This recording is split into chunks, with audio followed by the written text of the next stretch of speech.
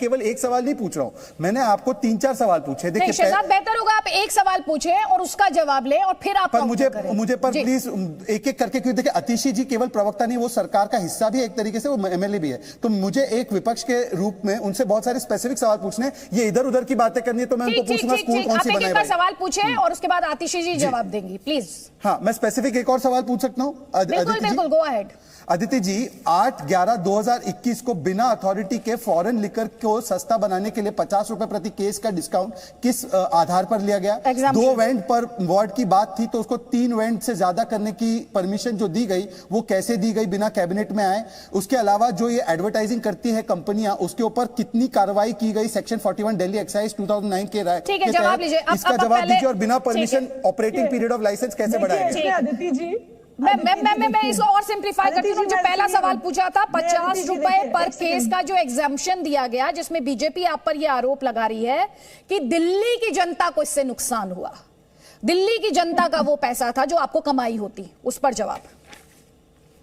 देखिए अदिति जी, जैसा मैंने कहा, ये दुनिया का सबसे बेहतरीन घोटाला है जिसमें सरकार को 1300 रुपए का मुनाफा हुआ है।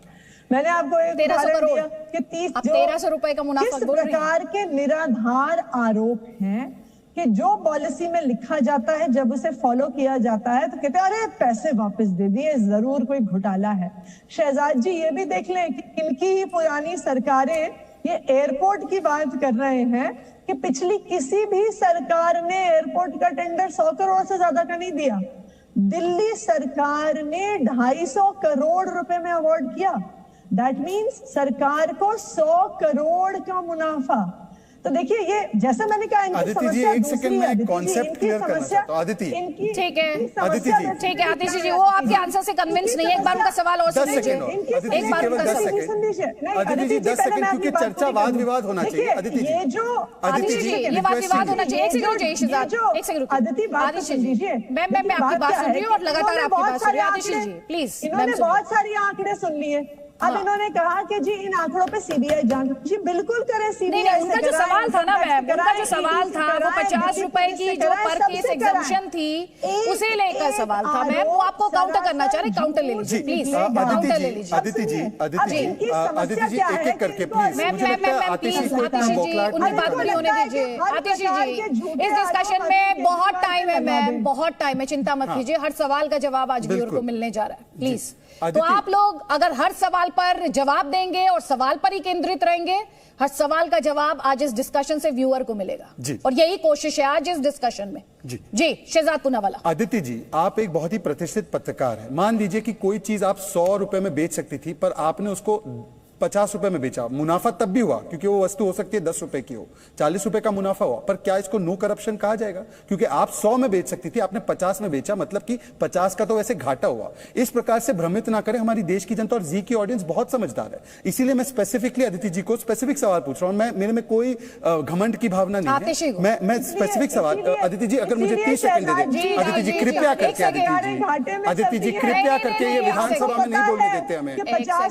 अदिति जी प्लीज, आतिशी प्लीज, आप जब उनकी सवाल पूरा हो जाएगा मैम, मैं आपको मंच दूंगी। देखिए आप सबको बोलने के लिए ही बुलाया है, हम थोड़ा सा व्यूअर के टाइम का सम्मान करें बस। तो शहजाद 30 सेकंड्स आप सवाल पूरा करें, उसके बाद आतिशी। तो मैंने आपको एक कॉन्सेप्ट क्लियर किया, और अदिति जी इस कॉन्सेप्ट को क्लियर करते हुए मेरे 3 स्पेसिफिक सवाल है, और प्लीज उसका जवाब दे। पहली बात कि किस अथॉरिटी ने ये 50 रुपए डिस्काउंट देने का उन्होंने फैसला लिया?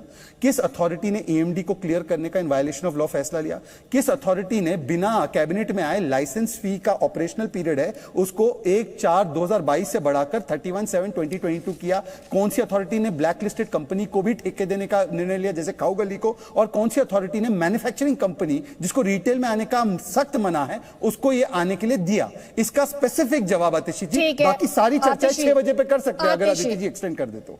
आतिशी देखिए, हाँ मैं अब मुझे भी शहजाद जी अपनी बात कहने का अधिकार दीजिए। शहजाद जी अभी शहजाद जी अभी ये समझा रहे थे कि 10 रुपए का सामान अगर 50 रुपए में बिकता है तो कुछ फायदा होता है, 10 रुपए का सामान 200 रुपए में बिकता है तो कुछ और फायदा होता है।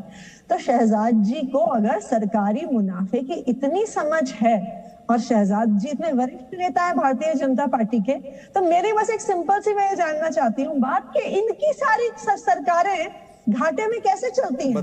अगर इनके पास इतना ज्ञान है और आम आदमी पार्टी की दिल्ली की सरकार जिसने कह रहे हैं इतना भ्रष्टाचार किया, सारे पैसे खा गए, इसको दे दिए, उसको दे दिए, दिल्ली की सरकार मुनाफे में कैसे चलती है?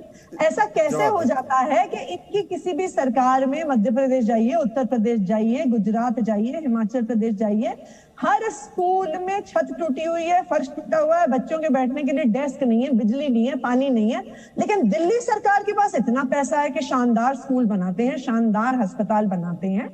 देखिए, भारतीय जनता पार्टी को लगता है सब उनके जैसे भ्रष्टाचारी हैं, इसीलिए भारतीय जनता पार्टी को, मोदी जी को, अरविंद केजरीवाल से डर लगता है, क्योंकि अब सारा देश कह रहा है कि जैसे दिल्ली की सरकार चलती है हमें भी चाहिए, जैसे दिल्ली में स्कूल है हमें भी चाहिए, जैसे दिल्ली में मोहल्ला क्लिनिक है हमें भी चाहिए, दिल्ली में फ्री बिजली मिलती है हमें भी चाहिए, दिल्ली में फ्री पानी मिलता है हमें भी चाहिए।